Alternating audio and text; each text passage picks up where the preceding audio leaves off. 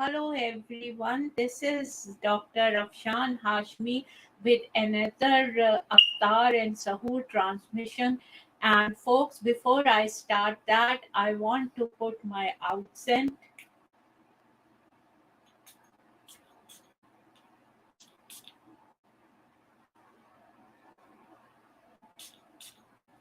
And here it is. If you want to buy it. And then I would like to do the ritual of a bakalur and oud. And this is oud. It smells so good. I didn't burn it. I'm just smelling it.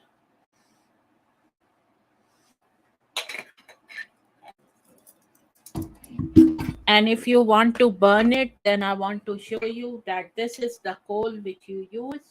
And you put it like this, and you put little out from there and this, and then burn it. And this technique is used for generations in my family. As you all know, I'm direct descendant of Abu Bakr Rasiallah Anha, and I'm so fortunate to be part of that family. And then, folks, before I start, as you all know, I am full-time author and I am live from Rockville, Maryland, USA. And I want to remind you that these are my two books. The first one is The Modern Woman Mentality, New Strategies to Succeed in India and the Global Marketplace. When this book came, there was a lot of research going on Jugaad, the buzzword from India. And folks, excuse me, let me drink some water now.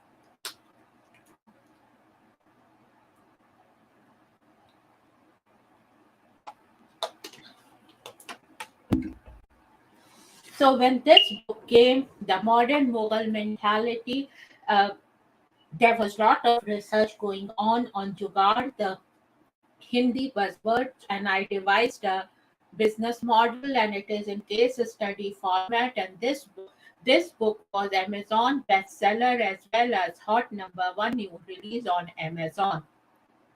And these books are available worldwide wherever books are sold.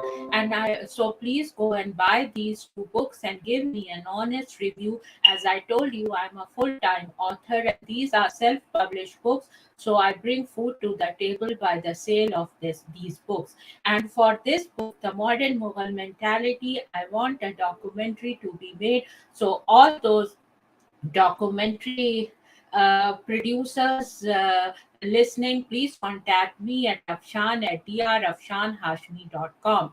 And for my second book, The Outbreak of a Monstrous Infection, I want a movie to be made. So all those movie or TV serial producers, please contact me at Afshan at drafshanhashmi.com. And either a movie or a TV or a web series. So please contact me if you produce that at Afshan at drafshanhashmi.com. And this book was also an Amazon bestseller, and this book came before coronavirus. So just see how important it is. I have in imaginary story concocted how a virus spreads and ruins the human population. And the beauty is this, that this book came before the spread of coronavirus. Having said that, please go and buy these two books and give me an honest review. Having said that, friends, now I will read little bit. Now I will read little bit from the study Quran.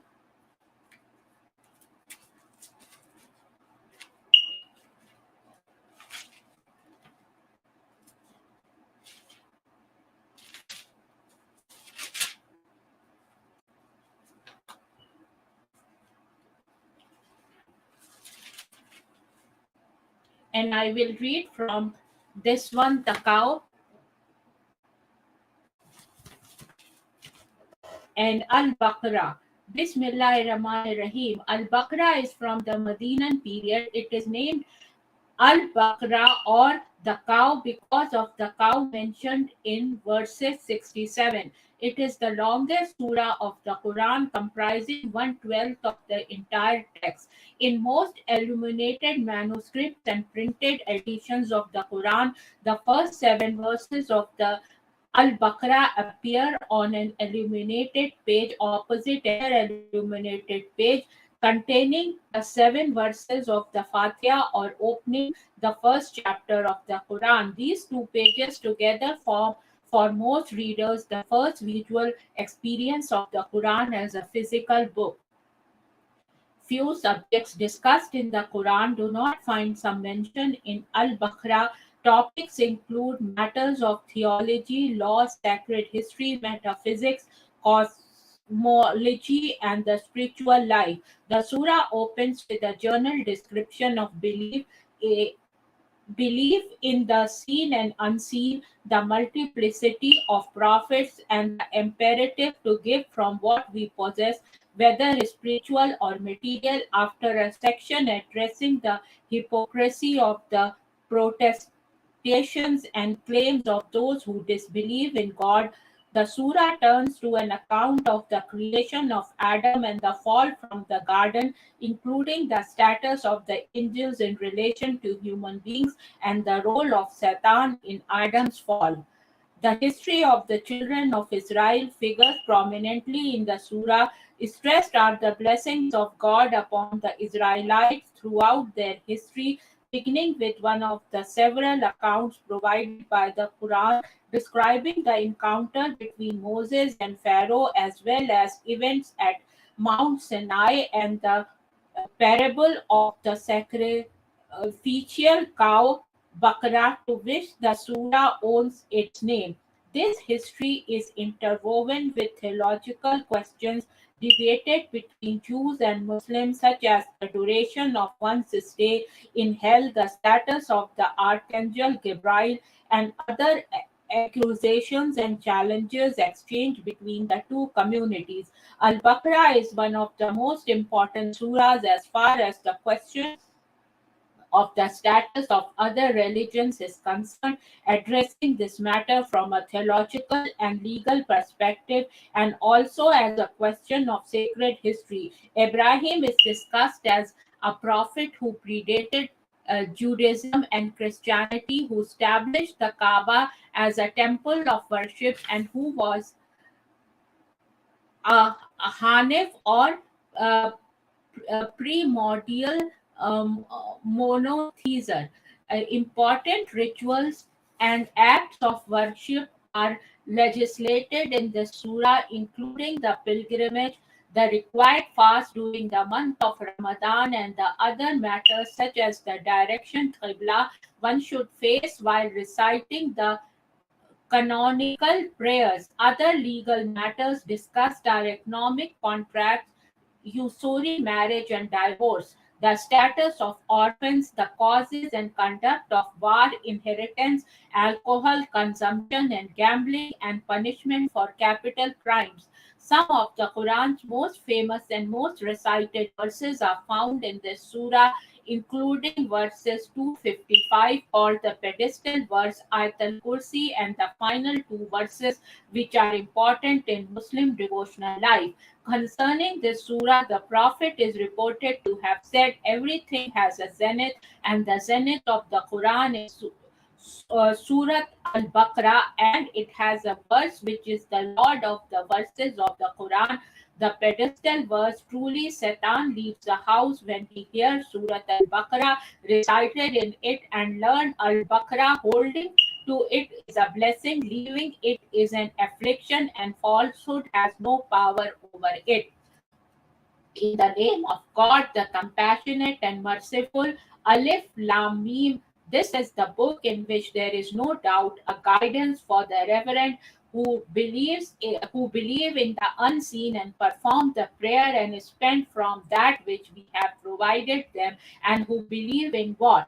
Of the 114 surahs of the Quran, 29 begin with individual letters of the Arabic alphabet. In this translation, these letters are literated as recited. For example, Alif is the name of the first letter of the Arabic alphabet, although in other translations the corresponding Latin letters are used. In recitation, the names of the letters are used, not their sounds. Also, some letter names have two forms. For example, Ra and Ra. The Quran uses the former, the commentary the latter. The individual letters are one of the most enigmatic features of the Quran and have been a subject of debate and speculation among Muslims in the revelation of the Quran. So this was little bit the interpretation of the cow or Surah Al Baqarah, and I got it from this study Quran. And now, folks, I will be telling you the history.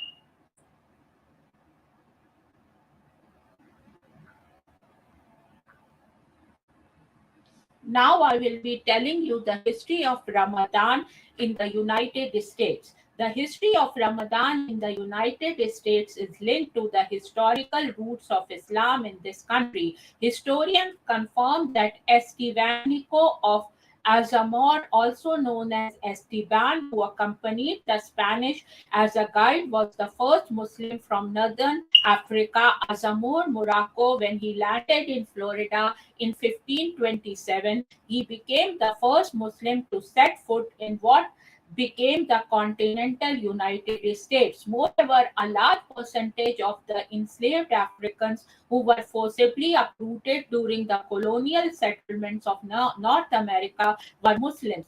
Social scientists estimate that as many as 30% of the enslaved Africans were Muslims from West and Central African countries. Upon their arrival in North America, maintaining their Islamic faith was strenuous as they were forced to abandon their religious practices. They were forced to take religious customs that were brutally imposed. Many lost their faith and converted to Christianity. Despite such efforts, many enslaved Americans, Muslims, kept aspects of their cultural and religious roots, most notably fasting during Ramadan and praying, to name a few. Escaped enslaved man Charles Ball, in his autobiography written in 1837, revealed the story of an enslaved Muslim who observed the five daily prayers. He also mentioned the several Muslims he knew, referring to them as Mohammedans or the followers of the religion of Prophet Muhammad, peace be upon him, Islam. Salah Bilali, an enslaved African Muslim born in 1770 in Messina, known now as Mali, was enslaved at only 12 years of age. He was known as well educated and a religious and committed Muslim. Despite the many challenges, Bilali managed to read the Quran, pray the daily prayers, and observe the holy month of Ramadan. Another enslaved African who was recorded as faithful and dedicated Muslim who fasted the month of Ramadan was Umar bin Said. Ramadan was observed by enslaved African American Muslims, confirming that Islam is far from being foreign in this nation and continent. Over time, records were lost, but these are the few among so many enslaved people who practice Islam in secret. Today, Ramadan is observed in United States by 3.45 million Muslims, the second most racially and ethnically diverse religious group in the nation. And Ramadan Mubarak and Ramadan Kareem, everyone. So this was little bit a history of Ramadan, which I researched from internet for my viewers and folks to know about history of Ramadan or fasting in United States of America. So now, friends, I will tell you what did you do for Iftar today. I made dahi pulki, and I will tell you the recipe of that and what dahi pulki is. Dahi pulki recipe is a traditional yogurt-based preparation with deep-fried gram flour base and dumplings topped with chutneys. A quick and under 30 minutes, no fuss recipe with gram flour fritters and yogurt, no pre-soaking of lentils, no grinder of batter, a delicious dish which you can make on special occasions or when an unannounced guest arrive. And I made today for for my iftar. Ramadan and summer special dahi pulki recipe from the state of Uttar Pradesh and Delhi. And I am originally from Uttar Pradesh. What is dahi pulki? Dahi pulki is popular in western UP and is especially made during the summers or holy month of Ramadan. It is popular in both the Hindu and Muslim households. An easy, delicious, gluten-free and vegan-friendly recipe which is a crowd pleaser and even the kids love it. Not only for summers, you can make it even in winters if you want to save time on making dahi vada or somehow the urad dal doesn't suit you.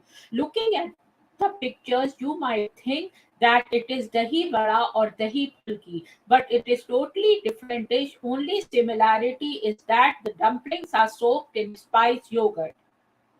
It can be called a closer cousin of the more popular dahi vada or bhalle, but a lighter version.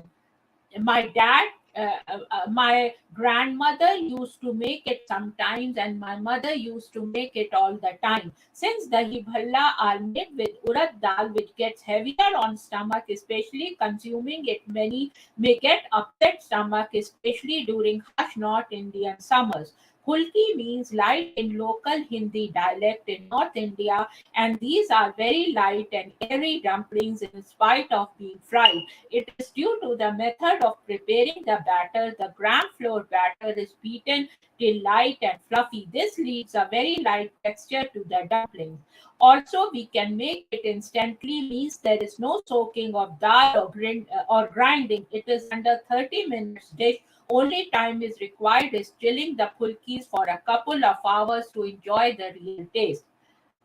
Flour slash besan. It is the main ingredient for making dahi pulkis. Many people call gram flour as chicken pea flour also, but both are different. Gram flour is made by grinding split Bengal gram or chana dal. Chicken pea flour is made with chicken peas or kabli chana slash garbanzo beans, but many people use the name interchangeably. Dahi slash yogurt. Use fresh sweet plain curd. Do not use sour curd as it spoils the taste of final dish. Vegans can use any good plant-based yogurt.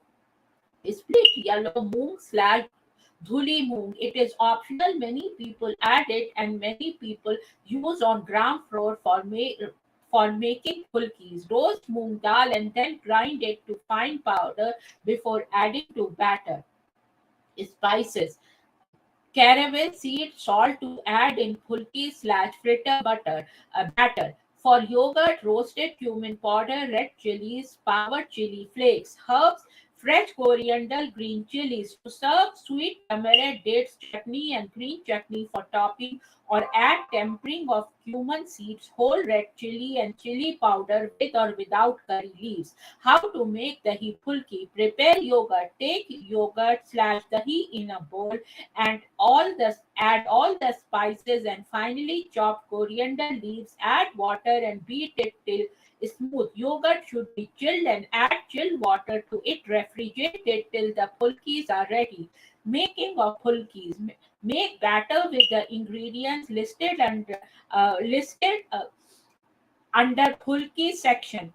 If and that is if adding moong dal, dry roast moong dal, cool it and then grind it. The batter should be very light and fluffy. For that, beat batter for 5 to 8 minutes. You can use a balloon whisk or beat it by hand.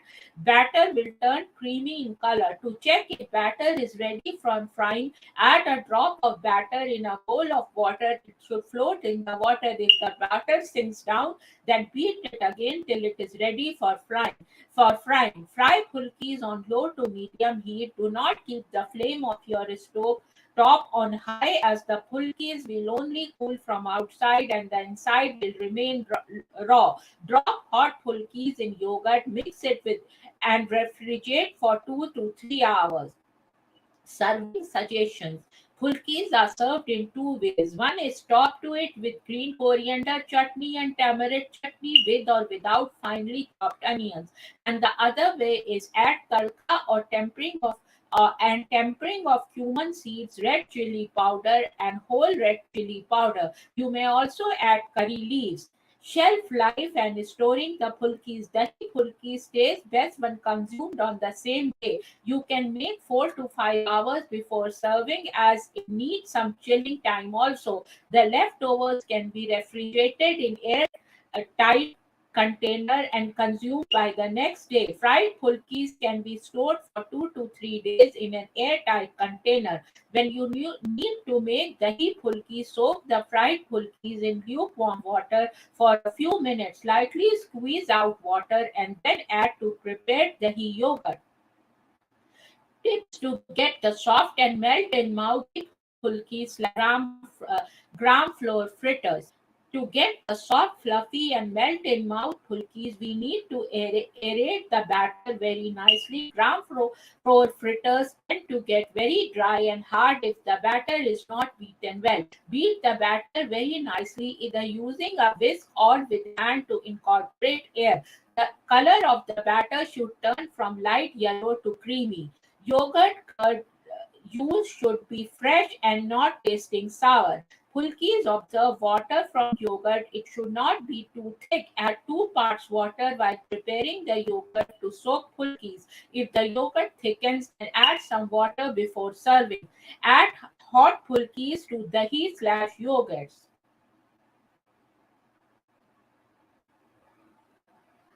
So this was it, and the dahi pulki recipe. And now, folks,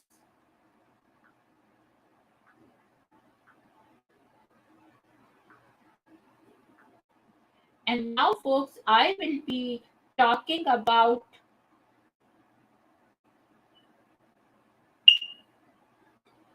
a poem which is written by called First Night of Ramadan, a poem by Daniel Abdul Hay Moore. But before telling you the poem, I would like to tell you who Daniel Abdul Hay Moore was. Daniel Abdul Hay Moore, July 30, 1940, Oklahoma, California to April 18, 2016, Philadelphia, Pennsylvania, was a U.S. poet, essayist, and librettist. In 1970, he converted to the Sufi tradition of Islam and changed his name to Abdul Abdul Hai, eventually merging it with his birth name. He then created works such as Ramadan Sonnets 1996 and The Blind Beekeeper 2002, most works being self published. In early adulthood, Moore traveled widely, living in Morocco, Spain, Algeria, and Nigeria, as well in Santa Barbara in the United States. So, this was a little bit about Daniel Abdul Hay Moore, and now the poem which is called First Night of Ramadan, and it's a beautiful poem, so I thought I will recite it in this Aftari and Sahur transmission. A single stone is thrown in and the canyon resounds with the haluhas of angel. A single breath contains the known and unknown universes. Back behind edgeless space are motions that vibrate the heart. Back behind ancient mountains and historical intricacies, the shadow gives way to light that has a door in it too. Let us through, we take no step that doesn't bring us nearer. One sip and the oceans disappear. One glance and the skies bend closer to hear our emptiness. One heart wrench, elegant elevation, and we are on a plateau tossing a stone in the dark that never stops echoing. Daniel Abdul Hay Moore, and this was written on 8/1/2011, first Ramadan 1432. So this is a beautiful poem of Ramadan. And now, friends, I love to wear abayas during the Ramadan, and I thought, I will show you some of the beautiful abayas, which are present, and I got this all pictures from internet. So this is the first one which I liked.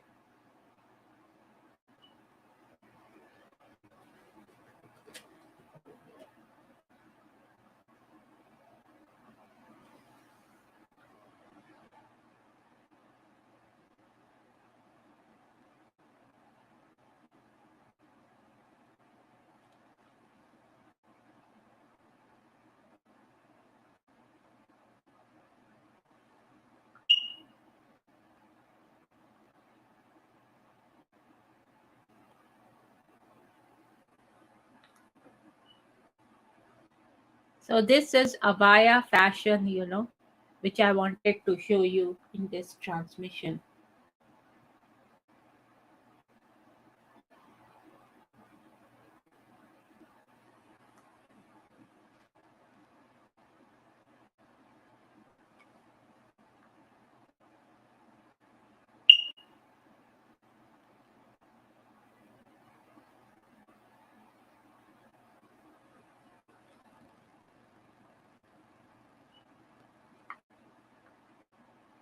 And do let me know in comments how you liked it.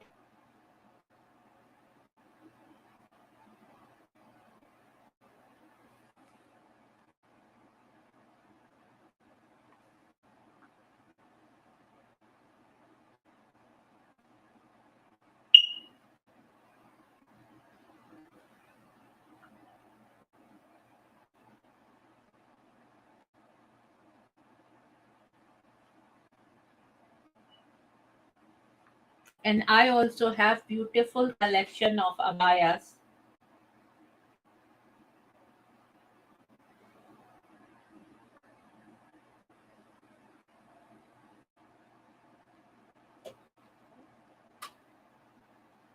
They look so beautiful when you go to mosque to pray or you go to iftar party. They look so nice.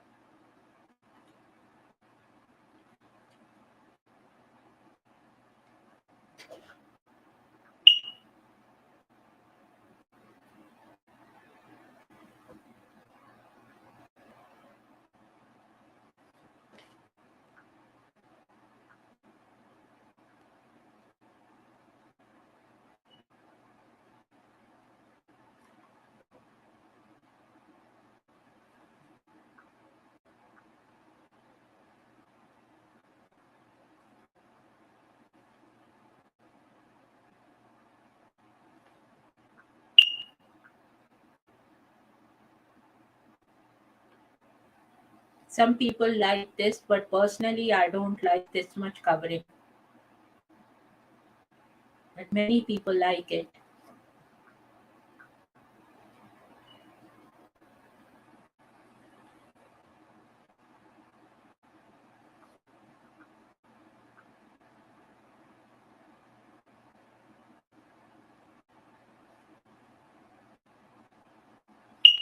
So, do you have abayas? Do you like ladies to wear abaya? Do let me know in the comments. And how did you like these abayas? This is also too much covering according to my standards. Some people like it, but I personally don't like this much covering.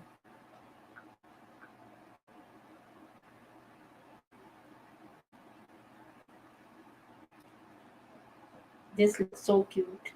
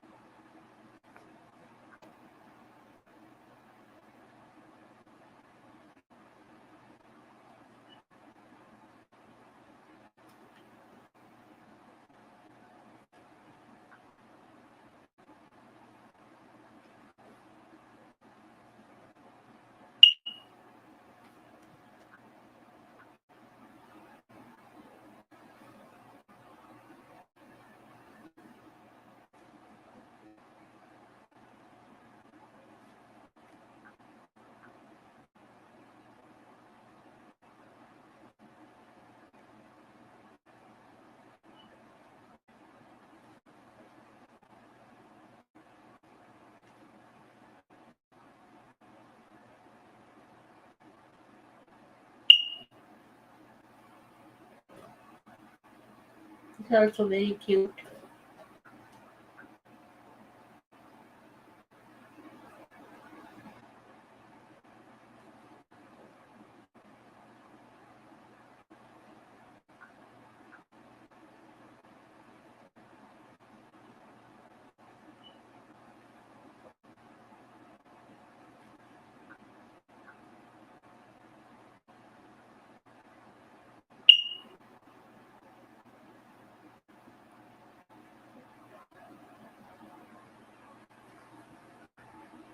So, folks, this was little bit about abaya fashion, and from time to time, I will show you abaya and kaftan and jalabia and fashion in these telecast when I give. So, do watch it and do let me know in comment section that how you like it, and please do not forget to buy my two books, The Modern Mughal Mentality: New Strategies to Succeed in India and the Global Marketplace, and the outbreak of a monstrous infection. And now, friends, I will end this broadcast, and cheers and bye bye. Khuda Hafiz and Ramadan Mubarak, Ramadan Kareem, and everyone have a blessed Ramadan. Bye bye and Khuda Hafiz.